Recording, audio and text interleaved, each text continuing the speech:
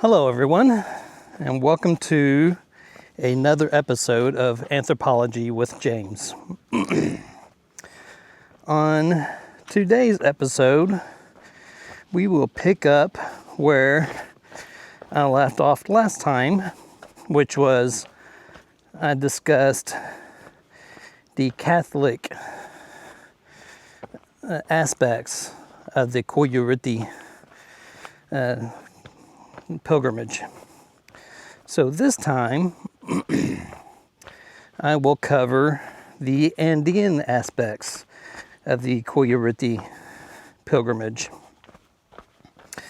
So the origins are not documented like the Catholic aspects. So the true origins of the Quechua portion of the Qoyllur Rit'i aren't really able to be determined. But what we do know is that there are several aspects of Andean religion that are practiced within the Qoyllur Rit'i. So there are several aspects of the Qoyllur Rit'i that are Quechua in nature. So one of them is, the ukukus, so Quechua for bear, and these are anthropomorphic images that the Quechua dress up as an ukuku. So last time I mentioned that they take the cross up to the glacier on Sinakara mountain. The ukukus on the last night of the Qoyllur Rit'i go up to Mount Sinakara, and they practice several rituals. For Quechua people who are being inducted as a ukuku for the first time, they might have a initiation, but they also practice several other religious or rituals that aren't really that well documented. So more than likely, they have rituals that give offerings to the Pachamama or to the apus in return for favorable planting conditions. This is just me kind of speculating a little bit.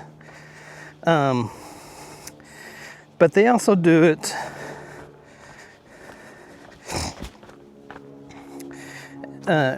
late at night, early mornings on the last night.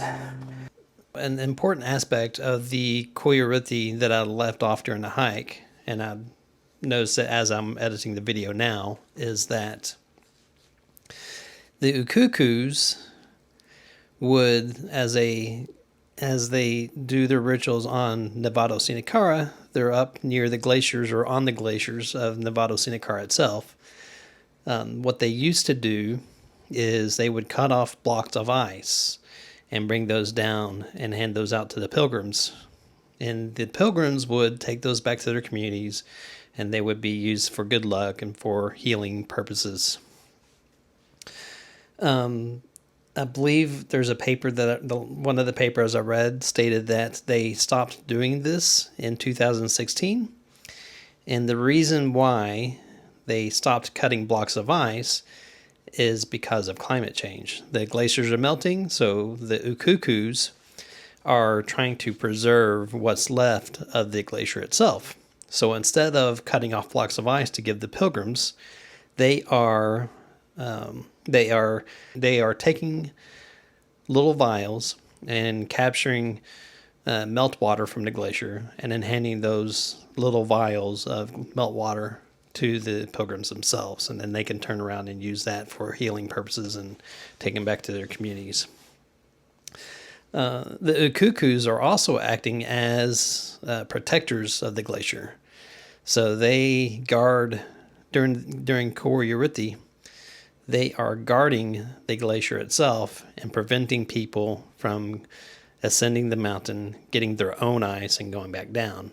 So if they catch people doing that, they will stop them and take the ice from them. So that is an important aspect of how the ritual has adapted with climate change, and I thought that was an important aspect. So that is the reason for this interruption. So we'll get back to the hike. My friend and connections there, they tell me that there are aspects of it that are animal sacrifice. So they will sacrifice an animal to the Pachamama or to the apus, and they will have a feast, a big community feast, where they eat the animals that they sacrificed. There are aspects of it where you pray to the apus and to the Pachamamas and give them offerings. So typical offerings might be coca leaves, it might be alcohol, it might be an offering of something that represents what you want in life. So if you want a car, for instance, you might make an offering of a toy car. Or if you want an education, you might give an offering of a book or some other school supplies or something of that nature. And that the offering in this instance is referencing what you want out of life, and you're praying to the apus and to the Pachamama to make your desires come true.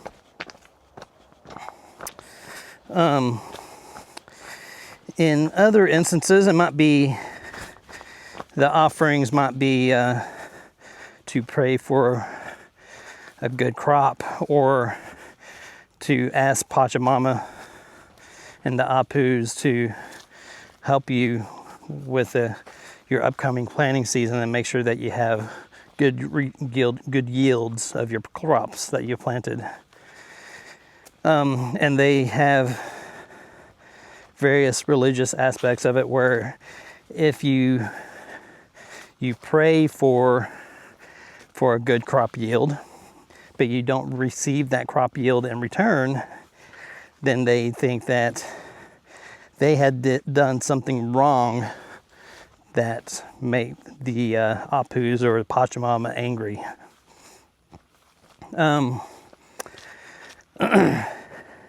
But there's also dancing.